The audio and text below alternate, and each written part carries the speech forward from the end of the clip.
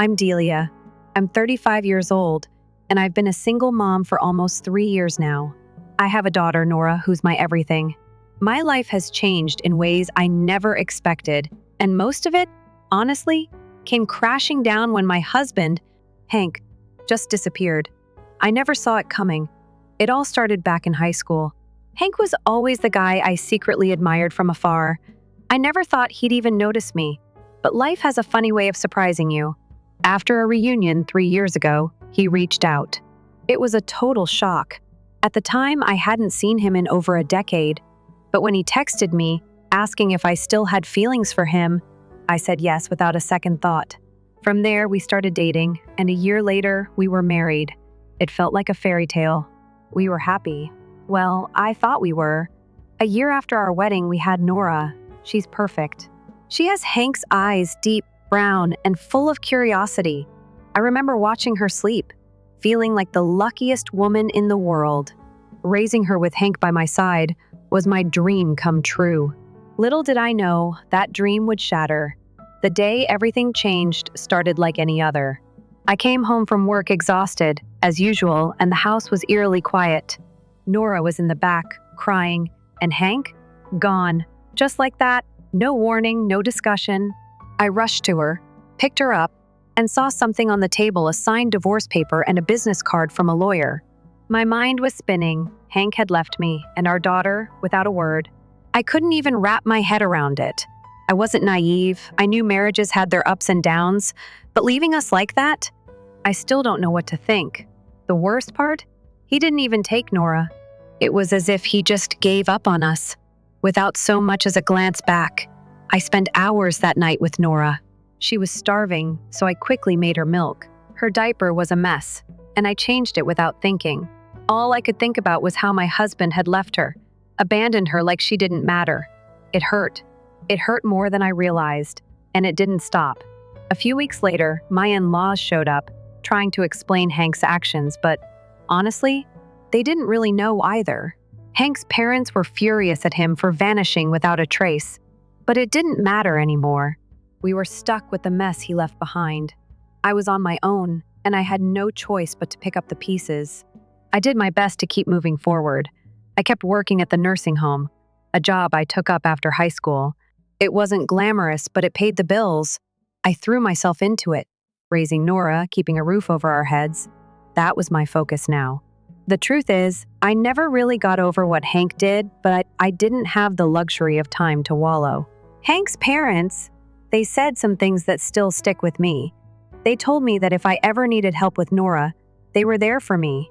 It was hard to accept at first, after all. How could I turn to the people who raised him, the man who left me? But I didn't have much choice. My own parents were of no use.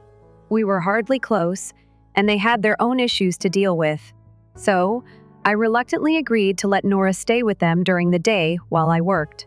Things started getting better, at least in the sense that life went on. Nora grew up, as kids do. At first, she clung to me every moment, but as she got older, she warmed up to her grandparents. They helped out a lot, but still, there was something inside me that always felt uneasy about the situation. I loved my daughter with everything I had, but the days were long, and I couldn't do it all on my own. Then, as Nora turned 3, something unexpected happened. One day, after a long night shift, I came home to find my parents and my sister standing on my doorstep. My mother was smiling like everything was fine, but I could tell something was off. They weren't here just to visit, they were here for something else. "Delia, how have you been?" "We need to talk," my mother said, ushering herself and my sister into the house. "What's going on?" I asked, feeling a mix of confusion and suspicion. My sister, Kiera, was standing there, dressed in a way that seemed too formal for a casual visit. She was in her 30s now, but it felt like nothing had changed between us. I distanced myself from them years ago after everything that happened, but now, here they were, like nothing ever happened. "We came to see your house," my sister said casually, as if it wasn't a big deal. "It's so big, isn't it? You really should sell it, Delia." I froze. "What are you talking about? You came all the way here just to look at my house?" "Mom, come on, don't be rude," Kiera said, as if the intrusion was perfectly normal. "We're family, right?" "Family. The word stung. I distanced myself from them because, to be honest, they never really treated me like family. My mom remarried when I was a teenager, and suddenly I didn't exist. They had Kiera, and that was enough for them. I was just an afterthought. My heart was pounding, but I tried to keep calm. "Why are you really here?" I asked, narrowing my eyes at my mother. "Well," my mother said, hesitating slightly, "Kiera's getting married, and they need a place to stay. We were wondering, would you consider renting out your house to Kiera? She's been struggling with money, and we thought, well, it might be best for you to hand it over. You don't need all this space anymore, right?" I was in shock. The audacity. They wanted me to give up my home, the home I had worked so hard for, to my sister. "And for $50 a month? You want me to give her my house?" I repeated, my voice barely controlled. "You think this is some kind of charity?" "Well, it would be a sisterly discount," my mom said dismissively. "It's a big house, Delia. It's too much for you and Nora. You don't need this much space." I couldn't believe what I was hearing. It felt like a cruel joke. I worked my butt off for this house. It wasn't about space, it was about the life I built. It was my safe haven after everything that had happened. "Let me get this straight," I said, voice shaking with frustration. "You want me to hand over everything I've worked for to Kiera, just because she needs a place to stay? And you think $50 a month is going to make this okay?" Kiera crossed her arms and shot me a smug look. "It's not that big a deal, Delia. You'll make some extra money, and we'll all be fine." I felt my blood boil. I stared at them, my fists clenched. This was too much. They didn't know me. They didn't know what I had been through to get to this point. "No," I said firmly. "This house is not going anywhere. It's mine. I've worked hard for it. And I'm not giving it to anyone, especially not to you." Kiera looked surprised, but my mom's face hardened. "You're being unreasonable, Delia. We're family. You should help your sister out." "No," I repeated, my voice louder now. "This house isn't for sale, and I don't owe you anything." Without waiting for another word, I turned and walked away from the door. The last thing I heard was my mom calling after me, but I didn't look back. I couldn't. I had worked too hard for this life, and no one was going to take it from me. I closed the door behind me, trying to block out the sound of my mother's voice calling after me. The audacity of their visit was still ringing in my ears, but it wasn't just the shock of their sudden intrusion that bothered me. It was what they had the nerve to ask. They expected me to hand over my house, a home that had cost me everything I had earned, everything I'd fought for because my sister needed it. I wasn't even sure how to feel about Kiera anymore. She'd always had it easy. Growing up, she was my mom's golden child, always getting the best of everything. I looked around the living room. It was quiet now, just me and Nora. The house was small, but it was our home, and it was all I had left after everything fell apart. Hank wasn't just absent, he had completely erased himself from our lives. Every day felt like a battle to make sure Nora and I were okay. And now, my own family was asking me to give up the one thing I had that was truly mine. The rest of the afternoon passed in a blur. Nora had a nap, and I tried to calm my racing thoughts. My mind kept circling back to what my mother had said. "You don't need this much space anymore." Was that true? Was I living in a house that was too big for me? Maybe. But it didn't matter. I had worked hard for this place, and it wasn't just about the size. It was about everything I had built here. My memories, my stability, and my independence. By the time Nora woke up, I had made up my mind. I wasn't going to just let them take what was mine. They didn't understand what I'd been through, and they weren't going to understand how much this house meant to me. I was already struggling to make ends meet. The idea of renting out my house, even for $50 a month, felt like an insult. It wasn't just about the money, it was about respect, something my family seemed to have forgotten how to give. I spent the next few days dodging my mother's calls. She left message after message, asking if I'd changed my mind, telling me it was for the best. The pressure was mounting, but I couldn't give in. I didn't even want to hear their reasoning anymore. Things took an unexpected turn when I found something. It wasn't much, just a few random posts on social media, but it was enough to send a shockwave through my already fragile state of mind. Hank had posted something online, a message about how hard raising a child was. He talked about how Nora didn't attach to him, how she barely seemed to care when he was around. It was hard for him, he said. My heart dropped when I read his words, but That wasn't the worst of it. It was the comments that followed. He wasn't just venting. He was seeking attention, talking about how much easier life would be if he didn't have to deal with a kid. As I scrolled through the posts, I realized the truth. He had been talking to someone else, someone who had been after him even before we got married. Someone who had taken him away from us. I felt the anger burn through me, sharp and overwhelming. But more than that, I felt betrayed in a way I couldn't describe. I had known about the affair when Hank left, but reading about it like this so raw, so careless, it felt like a slap in the face. It was almost as if he had moved on, and I had been nothing more than a stepping stone. I stared at the screen, letting the rage course through me. I wanted to scream at him, to send him a message telling him what a terrible father he was. But I knew better. He wasn't worth my time. No, I had something more important to focus on Nora. She needed me. That's all that mattered now. I sat back, running a hand through my hair. I thought about the days when everything had felt simple. When I had imagined a future with Hank, raising our daughter together, building a life. But life had a way of shattering those illusions. It always did. A few days later, my mother showed up again. She wasn't alone this time. Kiera had come with her. I knew they wouldn't give up easily. They wanted to see if they could wear me down, if they could make me feel guilty enough to change my mind. We just wanted to talk, my mother said, forcing a smile as she entered. You know we're only thinking about what's best for you. I couldn't help the sarcasm that slipped out. Really? Because it feels more like you're thinking about what's best for Kiera. Kiera shifted uncomfortably, but my mother pressed on. We're family, Delia. Family helps each other. You know you can't keep living here alone forever. It's too much for one person, especially with Nora growing up so fast. I stood up, feeling a surge of frustration.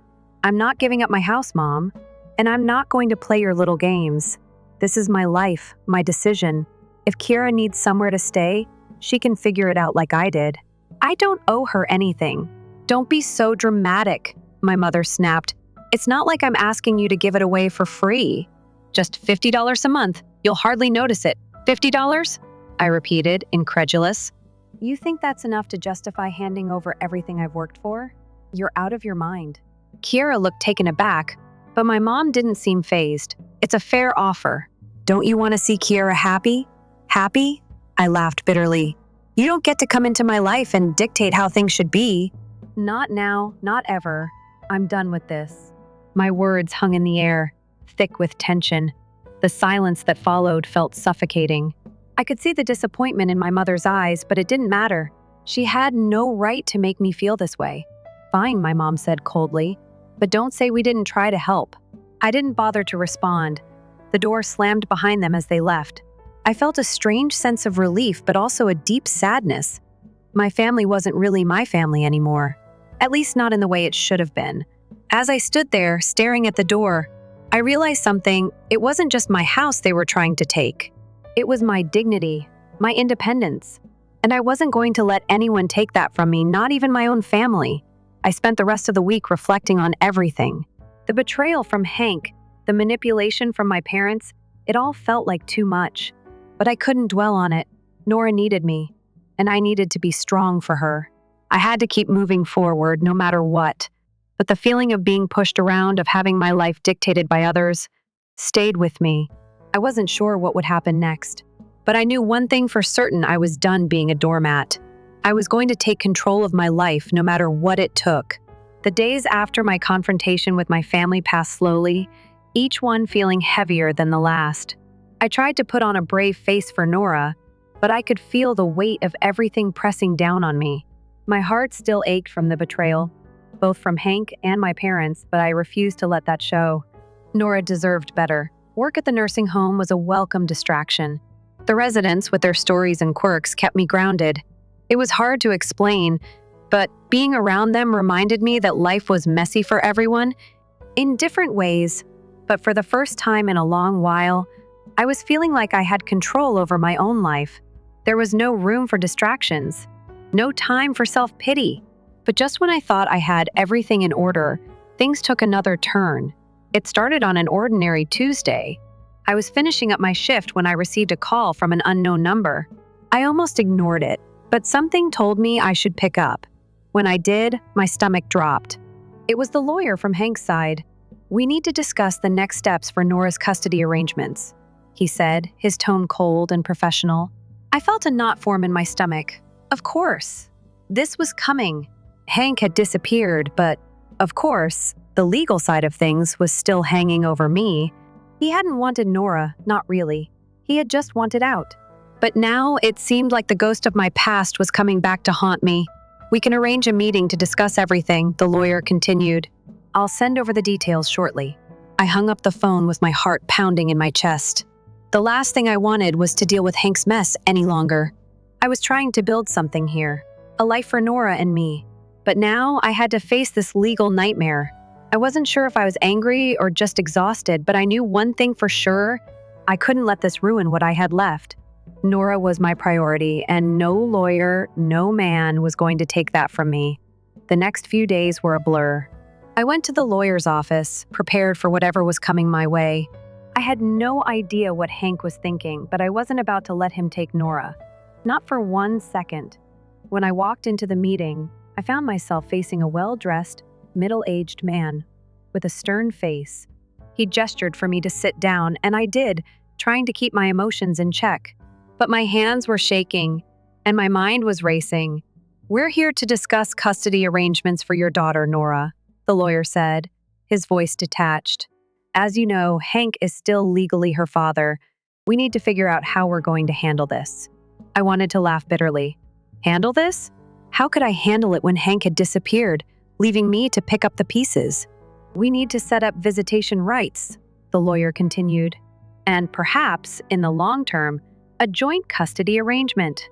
The words felt like a slap in the face.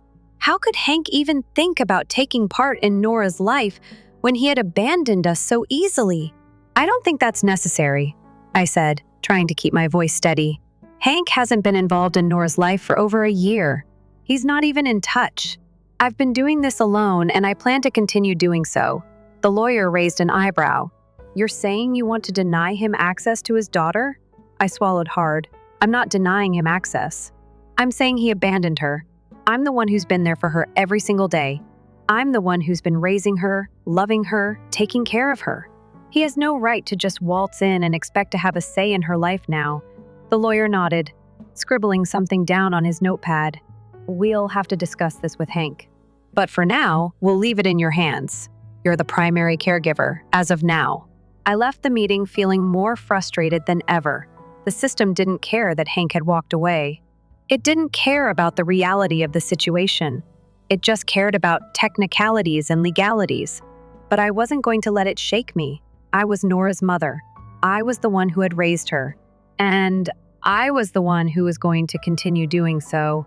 I wasn't going to let some lawyer or some outdated system dictate my daughter's future. When I got home that night, Nora was sitting on the couch, playing with her dolls. She looked up when I walked in, and her face lit up with a smile. "Mommy!" she exclaimed, jumping up and running to me. My heart melted.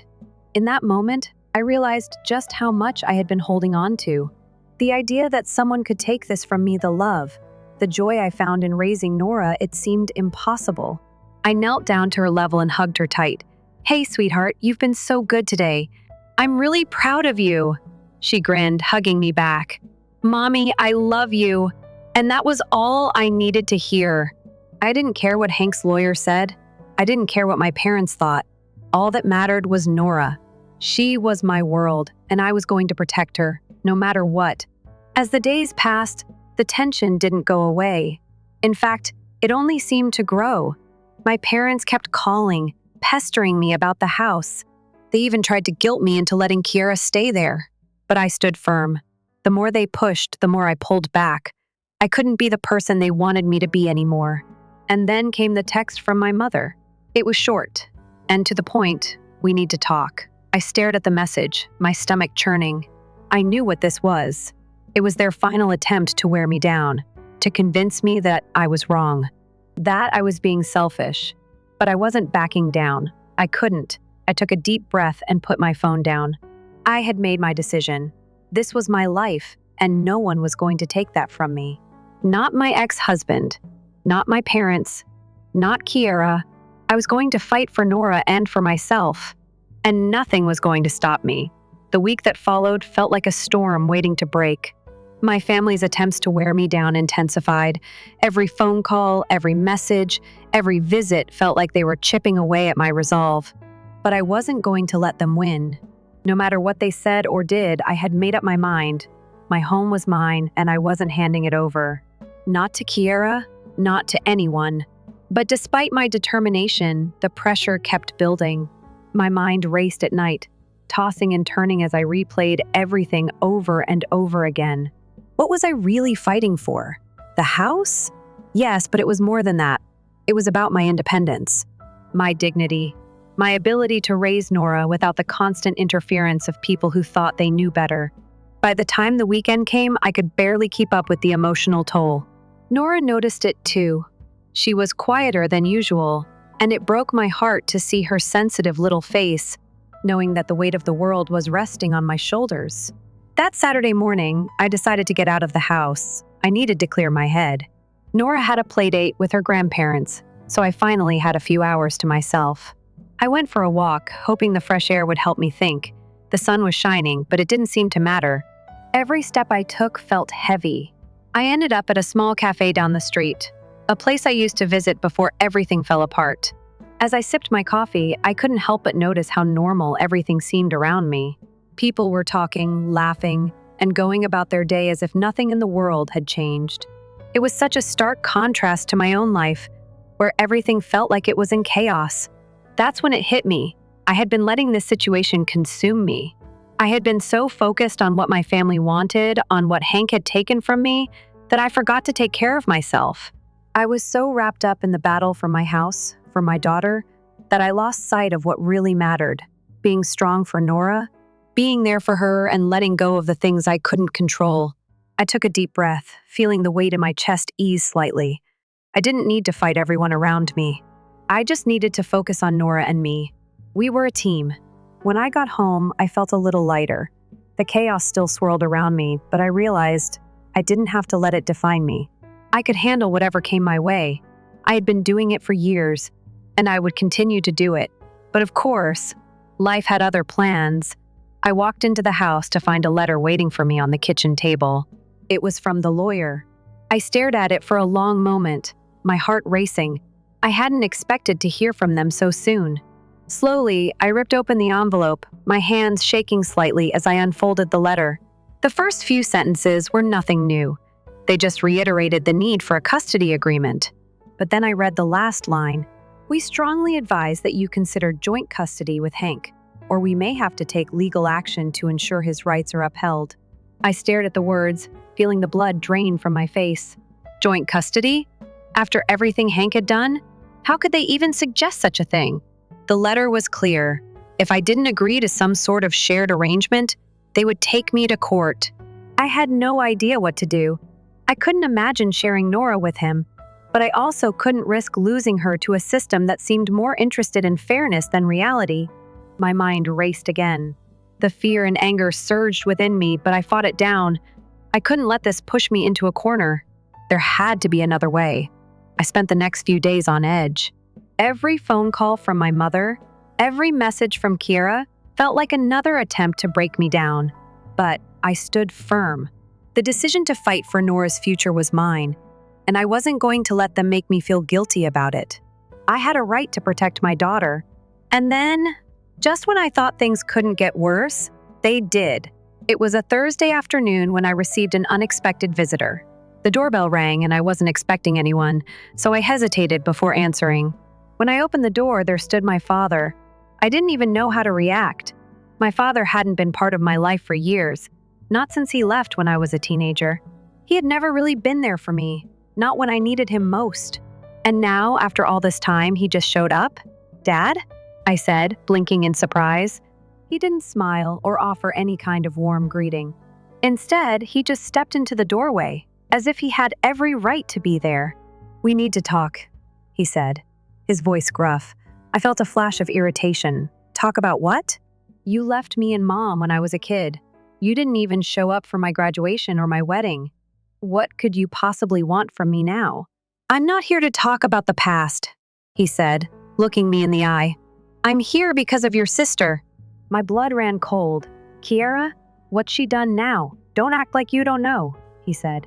"I've been getting calls from her. She's in trouble, Delia, financial trouble. And I'm afraid she's going to drag you into it." I frowned. "What do you mean, drag me into it?" "She's the one who made all those poor decisions, not me." He sighed deeply, shaking his head. "Look, I know you two have your issues, but I'm your father, and you're the only one who can help her now. I need you to step up. For Kiera's sake." My heart was pounding. I couldn't believe what I was hearing. Kiera was in financial trouble?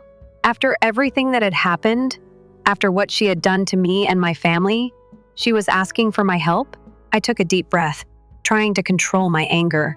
"No, Dad, I'm done with Kiera. I'm done with all of you. I've spent my entire life taking care of everyone else, and now I'm taking care of myself and Nora. That's it." His face hardened, and for the first time, I saw a flicker of frustration in his eyes. "You're being stubborn, Delia. This is your family. Don't turn your back on them now." "I'm not turning my back," I said, my voice steady. "I'm just choosing not to let them use me anymore." He stood there for a long moment, as if deciding whether to say something else. Finally, he turned and walked away without another word.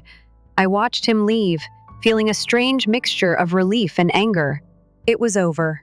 The last tie to that part of my life was finally severed. I didn't need his approval. I didn't need anyone's approval.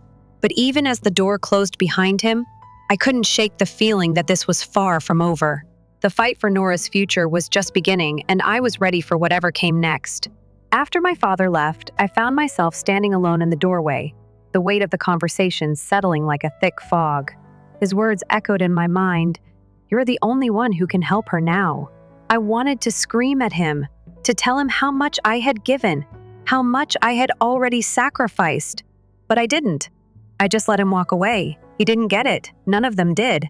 I leaned against the doorframe, staring at the empty street outside. The moment felt surreal, like I was standing on the edge of a cliff, with the wind howling around me, daring me to jump. But I didn't. I was stronger than that. The truth was, I was tired. Tired of fighting for the approval of people who didn't care about me the way they should. Tired of letting my past define my future. I had Nora. I had my own life. And for the first time, I was beginning to believe that I deserved to live it on my own terms. The days that followed were quieter. The storm had passed, or so I thought. I focused on Nora, on keeping the rhythm of our daily life. The nursery, the bedtime stories, the moments of laughter that seemed so rare but so precious. I found solace in her innocence, in her belief that the world was still a safe place. For her, it was. And as long as I was breathing, I was going to do everything I could to keep it that way. But then the storm came again. It wasn't a surprise, not really. In the back of my mind, I knew this wasn't over. Hank's lawyer had made it clear if I didn't agree to a custody arrangement, they would drag me into court. I couldn't ignore it any longer. I spent the next few days stewing in my own thoughts. What if they forced me to share custody? What if they took Nora from me? The idea seemed impossible, but the fear was there. The legal system didn't care about the truth. It cared about what was written down, what was signed. Hank was still Nora's father, and that gave him rights. Rights I wasn't sure I could fight for much longer. I tried to push these thoughts away, to focus on the small victories. But every time I closed my eyes, I saw the letter from the lawyer, reminding me that I wasn't in control anymore. That scared me more than I cared to admit. And then, out of nowhere, Kiera showed up. I wasn't expecting it. I hadn't heard from her in weeks, not since the confrontation with my parents. But there she was, standing on my doorstep, her face a mask of uncertainty. I didn't even need to ask what she was doing here. I knew. "I need to talk to you," she said, her voice soft, almost pleading. I crossed my arms, my heart already racing. "What now, Kiera?" She hesitated before stepping into the doorway. "I messed up," she admitted, her eyes looking anywhere but at me. I've been struggling, and I don't know what to do anymore." I stared at her, unsure of what to say. I wasn't sure I even wanted to hear her out. After everything she had put me through, I didn't owe her anything. But I also knew I couldn't just turn my back on her completely. She was still my sister, for better or worse. "What are you asking for?" I finally asked, my voice colder than I intended. She shifted uncomfortably, her eyes avoiding mine. I need your help, Delia. I've been making bad choices, and now I've gotten myself into a mess. I've got debts piling up, and I don't know who else to turn to. I felt my chest tighten. The last thing I wanted to do was help her, not after everything she had done. But something in her voice made me pause. Maybe it was the vulnerability I hadn't seen in years.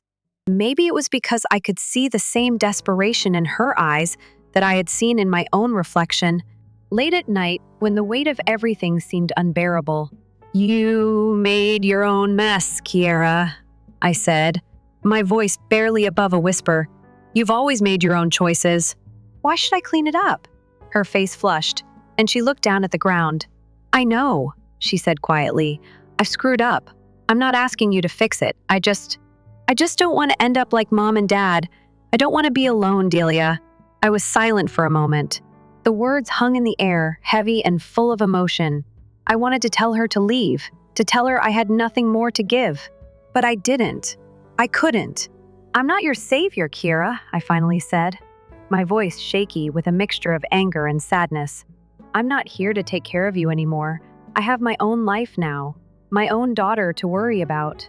She nodded slowly, her eyes still downcast. "I get it, I really do. But I don't know what else to do." I sighed, my frustration building. "You're not a little girl anymore, Kiera. You have to figure this out for yourself. I can't keep bailing you out. Not anymore." For a long moment, neither of us spoke. The silence was suffocating, a reminder of everything that had been broken between us. Finally, she turned and walked away without another word. I watched her leave, the ache in my chest deepening. It wasn't just about the money or the debts. It was about the years of neglect, the years of her putting herself above everyone else, and the way she'd hurt me. I wasn't sure if I could ever forgive her for that. I wasn't sure if I even wanted to. But what hurt the most was the realization that I couldn't change her. I couldn't make her into the sister I had always wanted. She had to figure that out on her own. As I closed the door behind me, I felt a wave of exhaustion wash over me. I was tired of trying to fix everyone else's problems. I was tired of carrying the weight of my family's mistakes on my shoulders. It was time to let go. I walked into the living room, where Nora was sitting on the couch, her eyes wide with curiosity. She smiled at me, and for a moment, everything felt right again. She was my reason, my strength. She was the future I was fighting for. I sat down next to her, pulling her close. "We're going to be okay, sweetheart," I whispered, pressing a kiss to the top of her head. "I promise." The days that followed Kiera's visit were some of the hardest I'd ever faced. It felt like I was stuck in a constant tug of war, trying to balance my own needs with the pressure from everyone around me. My family's demands were relentless, and Hank's lawyer was still pushing for a custody agreement. The weight of it all felt unbearable at times. But there was one thing that kept me grounded, Nora. I knew I had to keep moving forward no matter how much my past tried to drag me back. I couldn't let my family, or Hank, or anyone else dictate how I lived. Nora deserved better. I deserved better. The first time I truly felt the difference in my life was when I took Nora to the park one sunny afternoon. She was running ahead, laughing as she chased a butterfly. I stood there for a moment, watching her, feeling a sense of peace that I hadn't felt in months. The world felt normal for the first time in a long while, but that peace didn't last. Later that evening, as I was finishing up dinner, I got a text from my lawyer. It was a simple message, but it made my heart race. "We have a court date. You need to prepare for a custody hearing." I felt like the ground had just been ripped out from beneath me. Court, the one thing I had been trying to avoid. I wasn't ready for this. I wasn't ready to fight Hank in front of a judge. I didn't know if I could handle it. I sat down on the couch, staring at the phone in my hand. My heart pounded in my chest as I thought about what was at stake. If I lost, I could lose Nora. I could lose everything. I couldn't let that happen. Not after everything I'd been through. Not after everything I'd worked for. The next few days were a blur of preparation. My lawyer and I went over every detail of the case, gathering evidence and putting together a strategy. But no matter how much I prepared, I couldn't shake the fear. What if it wasn't enough? What if Hank had some trick up his sleeve? The morning of the hearing arrived, and I felt like I was standing at the edge of a cliff again. I took a deep breath and reminded myself why I was doing this. This wasn't just for me. It was for Nora. She was my world, and I was going to fight for her, no matter what. I arrived at the courthouse, my stomach a tight knot of nerves. I could feel the weight of the building pressing down on me. This was it, the moment I'd been dreading for weeks. But as I walked into the courtroom, something shifted inside me. I wasn't just some scared woman anymore. I wasn't some victim. I was Nora's mother, and I had every right to fight for her. The hearing itself was a blur of legal jargon, questions, and arguments. Hank's lawyer tried to paint me as an unfit mother, claiming I wasn't capable of providing for Nora the way he could. They tried to make me look like I was struggling, like I couldn't handle it. But I didn't let them. I stood my ground. Every time they tried to undermine me, I responded with the truth. I wasn't perfect, but I was doing the best I could, and that was enough. Finally, after what felt like an eternity, the judge spoke. "We've heard all the arguments," the judge said, her voice calm but firm. "After reviewing the evidence, it is clear that Miss Delia is the primary caregiver for her daughter. I am awarding full custody to her." The words hit me like a wave. Full custody. It was over. I had one. I looked over at Nora, who was sitting beside my in-laws, her wide eyes filled with curiosity. I smiled at her, tears welling up in my eyes. This was the moment I had been fighting for. This was my victory. As I walked out of the courtroom, I felt a sense of relief wash over me. I had done it. I had protected Nora. I had fought for her, and now she was safe. But the victory was bittersweet. I knew that this wasn't the end of the journey. There would still be challenges, still be obstacles. But for the first time in a long while, I felt like I had the strength to face whatever came next. The next few weeks passed in a blur of adjustments. I settled into a new routine, one that was just me and Nora. My parents stopped calling, and Kiara stayed away. The pressure from them had finally lifted, but there was still a part of me that felt uneasy. It wasn't just the memories of my past that haunted me. It was the thought of what could have been, what could have happened if I hadn't fought. But I wasn't going to dwell on that. I had made my choice, and it had been the right one. One evening, as I tucked Nora into bed, she looked up at me with those wide, trusting eyes. "Mommy, are we going to be okay?" she asked softly, her small hand reaching out for mine. I smiled, brushing a lock of hair from her face. "We're going to be more than okay, sweetheart. We're going to be great." And in that moment, I believed it. I knew we had everything we needed. We had each other. As I left her room, I stood in the doorway for a moment, listening to her soft breathing. The world outside might still be filled with uncertainty, but inside these walls, I was home, I had fought for it, and I was going to make sure it stayed that way. The battle was over, but the real journey was just beginning. Story 2, has the relocation been finished yet? In 3 hours, the movers will show up. Nicole and I are being evicted from the house by Scott's lover. I lost Scott to Mandy. I used to operate a home-based salon. Additionally, I will lose my job if I lose this property. Her plan was to seize control of my salon, but things didn't go as planned, and she would eventually have to deal with difficulties. I never imagined that I would have such bad luck. On the other hand, this is the first time I've had so much support. More than ever, I see how important it is to have positive relationships with other people. My name is Kelly Johnson, and I am 45 years old. My spouse, Scott Johnson, is 5 years older than me, and we have a daughter in middle school. We are a family of 3 thanks to Nicole. We've been wed for 15 years. I stopped my job when Scott and I were married, and we met at work. Scott, however, kept on working. He has now advanced to the position of executive director, which allows him to attend board meetings. I left in order to launch my own business, not to become a housewife. When we first started dating, I told Scott that I wanted to open a salon. What a fantastic dream. I want to do all in my power to help you. Really, I am overjoyed. Scott, you're the first to declare you'll stand with me. Family and friends had always advised me against starting my own business. So I really appreciated his support. In fact, once we were married, Scott pushed me to resign from my work and return to school. This is an opportunity for serious study. Tell the truth, please. I've had a long-standing desire to attend school. My goal was to start a massage parlor that encourages dieting. A thorough understanding of the body was necessary for this. I went to school while pregnant and found out I was pregnant shortly after we were married. I was able to attend lessons online on the days that I wasn't feeling well. I went to school for 2 years, gave birth to Nicole during that time, and launched the salon at home with Scott's help. I remember those hectic 2 years well, as though they were yesterday. I put a lot of effort into making the salon successful for Nicole. After 3 years, my schedule was full of returning clients as a result of my hard work. There was a system in place wherein regulars who got maintenance would recommend new clients.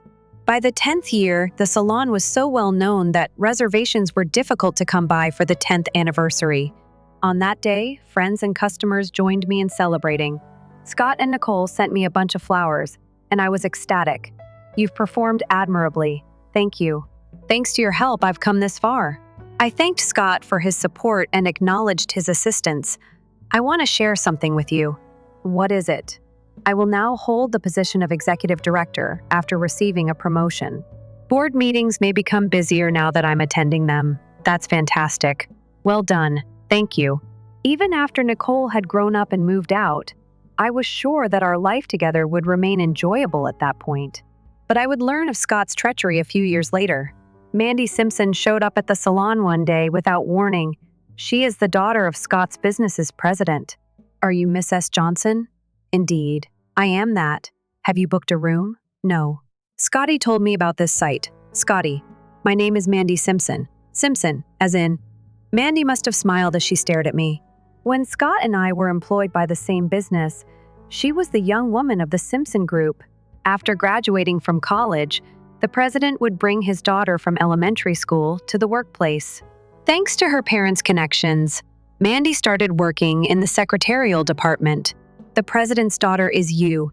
Indeed, I did come here today to indulge in some cosmetic services. Really? I apologize, but we are completely booked for today. The next available time slot is in 3 months. I sincerely apologize. When Mandy heard this, her face darkened abruptly. My heart began to race, and I got a horrible sensation. The consumer who came here is being turned away by you. I apologize. I can only serve one client at a time because I run this salon by myself. Then you ought to allow me in and cancel the existing reservation. That's challenging. It would be impolite to clients who have reserved a table. Mandy would not go. The next client was scheduled to show up shortly. I did not want the entryway to be the scene of such a spectacle. I'm sorry you traveled so far, but would you please make a reservation first? If you happen to be unable to attend, I also accept cancellations. I won't make a reservation, Mandy remarked, giving me a fierce look. Who do you suppose would enter such a filthy salon and then leave? Trying to hail a cab? I just stood there dumbfounded, unable to move. In fact, it may appear worse than a salon a lady would attend. However, I felt a little depressed and didn't deserve to be treated that way. But the day's activities weren't over yet. Scott returned home that evening looking enraged. Hello! I've heard that today you denied the president's daughter. What? You've already heard the news. It was me that recommended her. Naturally, it would. However, you ought to have said that bookings are required. You know, she's the president's daughter. What the heck? She is not entitled to preferential treatment just because she is the president's daughter. I didn't know why Scott was so upset. Perhaps he was worried about his professional future. The president doesn't appear to be very rigorous, and Mandy isn't associated with the business. What's causing your agitation? And there's another thing I want to know. She calls you by your nickname, but why? I inquired, because I was bothered by that fact. Scott then made it obvious that he was upset. She attended the golf event hosted by the president. She most likely does, as the president refers to me by my nickname. I found it odd that the president refers to Scott by his nickname, but I still didn't see why he was upset. Does your promotion really matter that much? Do you not agree with me? I've always been there for you. It may have improved your reputation to have the young woman as a customer. Reservations are a top priority at this salon. Regular consumers are even more valuable than new ones. Keep your hands off. As though these phrases would cause a once-monthly consumer to spend a lot of money. I had run out of things to say. I asked Scott if he planned to make any recommendations beforehand, since I didn't have the energy to debate further. I'm going to stop referring people. Scott was upset and we didn't talk to one another at home for a time. I couldn't see why the situation with the president's daughter had to cause so much fuss. It was only when Scott forgot something that we resumed our conversation. There was a USB left connected to the home computer. He instructed me to bring it to the office when I phoned. I rushed to the workplace because I had a lot of appointments that afternoon. I apologize. Scott claimed to have taken the USB and hurried off. I might have thought we would have lunch together, but we abruptly parted ways without any such plans. Miss S. Johnson, is that you? A junior coworker who had joined the company when I was still employed there was the one who greeted me. To my astonishment, she had developed into a respectable career lady. It has been a long time, Miss Adams. You appear to be at ease. I'm a senior now, though. Time flies. I wanted to talk more, but because customers were waiting, I suggested that we go out to dinner sometime. I gave her my business card and gave her my contact information. Thank you. Actually, there's something I want to talk about. Something you want to talk about? Indeed. It's a little challenging to discuss here. In my ear, she then whispered, Director Johnson is at issue. What? I was worried about my spouse. However, we decided to communicate later. I was uncomfortable. What could it possibly be about? But a few days later, I saw something that was incredible. I had traveled a little further away on business that day. I was in a factory looking at a new lotion sample for the salon. Upon reaching the station, I noticed a familiar vehicle parked there. Observing it, Mandy was seated in the passenger seat when I looked over. I watched quietly from a distance. At first, there was nobody behind the wheel, but a man emerged from a shop and sat down. Scott, of course. Today, he was scheduled to go on a one-night golf trip. Something didn't feel right, so I assumed it might be a competition Mandy was in. It was the intuition of a woman. The next second, Mandy put her arms around Scott's neck and gave him a cheek kiss. With pleasure, Scott kissed her back. With a shy laugh, they left the station in their car. I just passed out there because I was so shocked. Scott returned home late the following day. You're still awake, I see. You had the option of sleeping. We must speak. What is it about? With whom did you travel last night? It wasn't golf, was it? Scott seemed a bit taken aback by the sudden question. Yesterday, I saw you at the station. You were kissing Mandy in the vehicle. Hearing this, Scott sighed heavily. Indeed, I went on a trip with Mandy. Surprisingly, Scott calmly acknowledged to the affair and, even more startling, stated, Now that it's out, it's easier to communicate. I truly plan to wait until next year, but I'm not interested in you at all anymore. I want to marry Mandy soon. Even my mother agrees. I never imagined that my mother-in-law had been contacted in advance. For the first time, I recognized she was on her son's side. Are you pondering a divorce? Indeed. I'd be happy returning home to a youthful wife rather than an elderly woman like you. Seeing the kiss was surprising enough, but I never anticipated such a comment. Let's talk to Mandy about this too. In a desperate attempt to keep my cool, I managed to say this. We had a conversation with Mandy over the weekend after inviting her over. Nicole hasn't been informed of the situation yet. Maybe she'll realize something's wrong. She hasn't said anything, though, and appears to be considerate for a middle schooler. The three of us got together after we asked Nicole to go out. Mandy was sitting in front of me, holding hands with Scott. They showed no inclination towards regret. I was just a barrier to them. Right now, this relationship began when? I suppose it was around a year ago. That much time? Nothing had caught my attention in the previous year. I remember that Scott got promoted a year ago when I realized that the late returns home and the weekend outings were all to meet Mandy. Anger welled up inside me after the divorce. I will be taking over the house and the salon. Wait a minute. Even if I leave the house, why should you take the salon too? Well, the salon is attached to the house, isn't it? Are you planning to continue coming here? Yes, exactly. But I hadn't considered about not being able to supply services to the local clients anymore. If I leave this house, I have to give up the salon as well. I was so surprised by Scott's infidelity that I entirely forgot about the salon. Even if I have no other alternative but to depart, it will be hard for you to manage the salon. I will shut it down. Don't worry, my father will offer financial support and I will recruit personnel.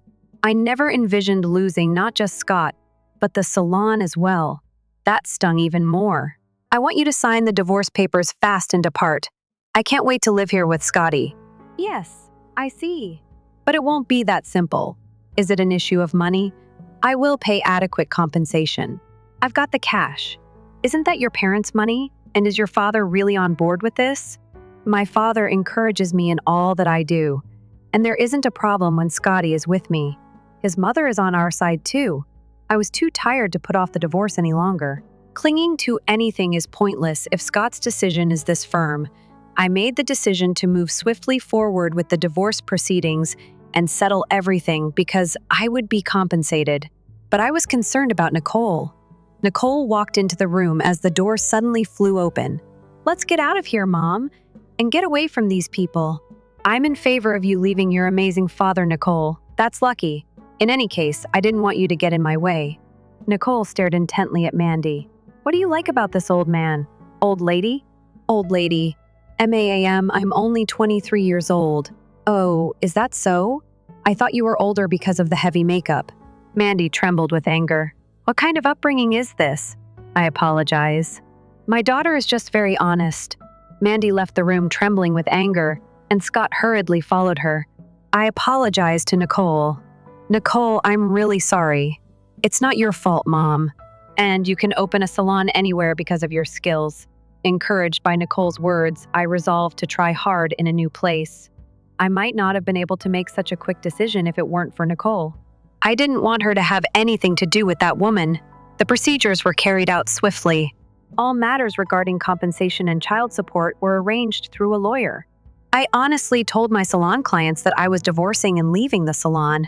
There were words of encouragement from them, as well as reactions of disappointment and anger. It felt like everything I had built was gradually crumbling. Then the moving day came and Mandy showed up. Has the relocation been finalized yet? In 3 hours, the movers will show up. That will take some time. There's no need for you to keep watch. While Nicole and I were packing, Mandy strolled about the salon and spent time personally with Scott. I tried not to let it worry me. When the movers arrived, we successfully transported all our goods. Well, this is farewell from us. Bye-bye, Mandy. Arm in arm with Scott waved at us. I handed her a big file holding legal documentation for the salon. This is vital paperwork for running the salon, so be sure to read it carefully. I understand. Thus began a new life for Nicole and myself alone. Using our funds, we acquired an old property and put up half of it as a new salon. When we announced the launch date, I was taken aback by the volume of reservations we got. Even though it was farther, several of my usual customers stopped by. Additionally, Nicole actively advertised the salon on social media, and friends who lived close to the new location helped spread the word about it. I started crying when I saw how many people were rooting for me. The salon was operating well a month later. My husband and his lover made a lot of desperate calls to my cell phone during that period, which I still ignore, but they even began phoning the salon. It was annoying to hear Mandy's voice. Hello, you! You have revealed us, have you not? What are you discussing? Don't act foolish. Right now, Scott and my dad are having problems. The business appeared to be having problems. Just to be sure, even though I didn't need to know the specifics, I spoke with Miss Adams. I want to talk to you about something important. After work tonight, are you free? After your divorce, I consented to meet her. The members of the industry were given these pictures. She showed a picture of Scott and Mandy meeting in secret inside the business. What is this? Remember when I told you that I needed to talk to you about something? It's this. I believed it was no longer required because it happened immediately following your divorce. But I lost patience when I heard Mandy boast about how she got rid of you. The company was already well aware of Scott and Mandy's affair. The president ignored his daughter's behavior and was indulgent with her. One therefore made the decision to make the public aware of this fact. Scott and Mandy's private sessions were photographed by Miss Adams and a few other staff members. Because of their negligence, Scott and Mandy were easily photographed. However, why you? Because you helped me a lot when I was a new graduate. I felt like crying. Also, I was angry at Mandy, who did whatever she wanted after joining. Through connections, and Mr. Johnson and the president for overlooking it.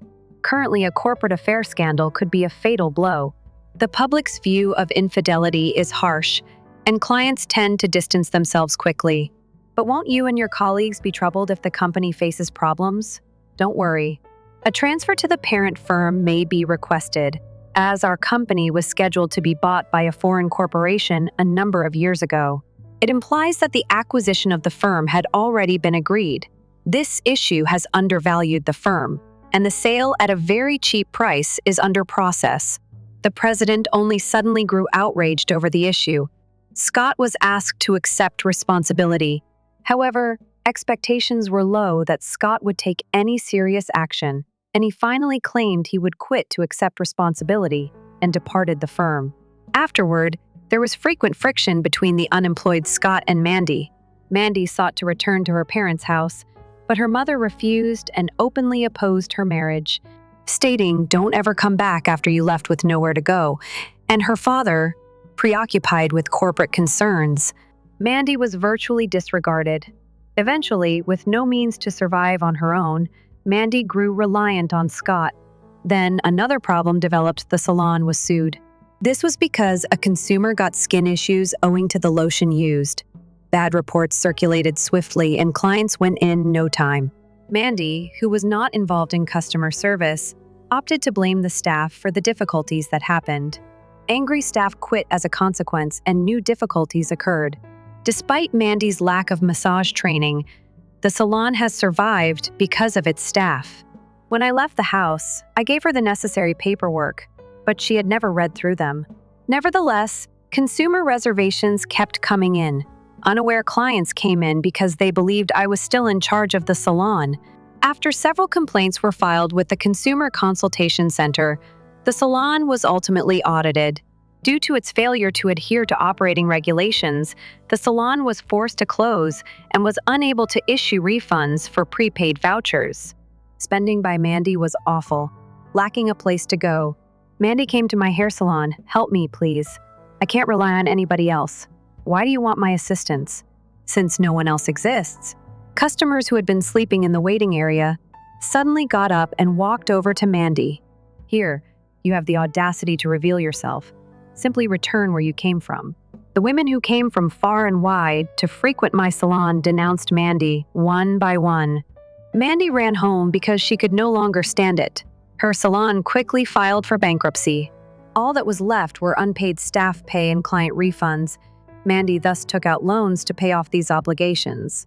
She was compelled to borrow money from financial institutions since her parents wouldn't help.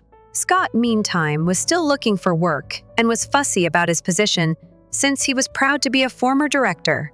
To earn some money, you should work, even if it's simply in a store or whatever. What? I would never perform such stuff. Instead, you ought to work. Arguments like this were still commonplace.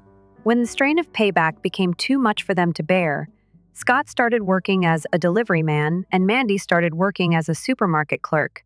Repaying the obligations was still challenging, though. Eventually, Mandy went to her parents' house to ask for assistance. She made a promissory note and pledged to pay it back. A few days later, Nicole appeared to be running away when she stormed into the house. "What's the matter?" "I am being pursued by him." "Who?" Just then, Scott showed up in a uniform from the delivery business. "What are you doing?" At the door, he abruptly began to apologize. I chose to speak with Scott alone and sent Nicole to her room. "I was mistaken, Kelly. With the three of us as a family, I want to start afresh. I mean it. Why do you believe we can start anew after you left Nicole and me for another woman? I'm going to get a divorce from her." "What? You got married less than a year ago, correct?" At that point, Nicole stepped downstairs to answer the doorbell. "Are you also present?" Mandy was the one who strode inside the home. "I anticipated your presence. How did you find out?" "I received a call from the delivery service. They stated they were unable to get through to you. What are you doing?" "Avoiding labor." "I'd like to end our relationship." "What do you say?" As things became worse, I told them to get out of the house. "I'm not thinking about getting married to you again. We no longer wish to be associated with you. Therefore, please don't ever visit this house again." "Hold on. I'll report you both to the police for stalking if you return here." "I'll never return to this house." Mandy took Scott and walked away after saying that. Ultimately, Mandy did not let go of Scott and had no intention of divorcing him. I pondered Mandy's intense desire to be with Scott. It's been 5 years. When I was sick with a cold and went to the hospital one day, I witnessed a nurse moving a wheelchair-bound patient. The patient was clearly Scott, a man in pajamas. Although I wanted to know what had happened, I didn't do anything that day and went home. Nicole claimed she would investigate the situation when I informed her about it. Nicole may still get information from acquaintances who lived close to our previous residence. Her inquiry showed that Scott fractured his leg in a traffic accident while delivering something. He had been admitted to the hospital with wounds that would not completely heal for 3 months. A divorce notification was left there when Mandy left Scott while he was in the hospital. She had simply kept Scott around to make sure they paid off their obligations. And after realizing that the cost of the medical care would be an extra hardship, she left him. Now that he was free, Scott quickly signed the divorce documents that Mandy had left. He eventually lost his part-time work, though, and his isolated hospitalization exacerbated his mental health issues, resulting in a condition akin to depression. In addition, Mandy had a new boyfriend, which is why she left Scott. However, Mandy's money had been misused by her new partner, who had a serious gambling addiction. Mandy had nowhere else to go, so she was attempting to get away from him. With reluctance, Mandy stayed with him. Her circumstances were not favorable, and she was also psychologically worn out. Her neighbors gossiped after noticing how much she had lost. Recently, that wife has shed a lot of pounds. Nicole advised me to stop worrying about those folks because she was tired of hearing about them.